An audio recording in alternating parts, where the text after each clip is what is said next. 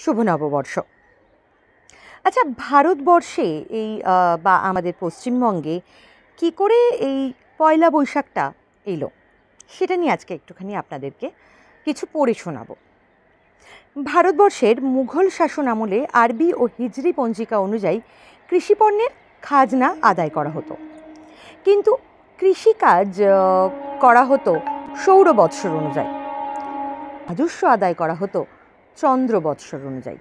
এই নিয়ে বিভিন্ন জটিলতা তৈরি হতো, কারণ চন্দ্র বৎসরের ৩১ বছর আর সৌর বৎসরের ৩০ বছরের সমান। আর তাছাড়া চন্দ্র বৎসরে ছিল ৩৫৪ দিন আর সৌর বৎসরে ছিল ৩৬৫ দিন। ফলে রাজস্ব আদায় ও অন্যান্য কাজে বেশ জটিলতা দেখা দিত। ১৫৮৫ সালের ১০ই কিংবা ১১ই মার্চ মুঘল সম্রাট আকবর একটি ডিক্রি জারি করেন এবং তার মাধ্যমেই প্রবর্তন করেন প্রাথমিক বাংলা সন ও তারিখ এ ইলাহি।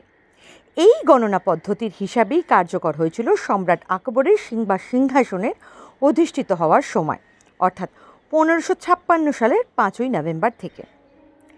তিনি একটি কর্মোপযোগী বৈজ্ঞানিক ও সার্বজনীন বর্ষপঞ্জি প্রণয়নের লক্ষ্যে সেই সময় বিখ্যাত বিজ্ঞানী ও জ্যোতির্বিদ আমির ফতেহুল্লাহ সিরাজিকে নতুন বর্ষপঞ্জি তৈরির নির্দেশ দেন।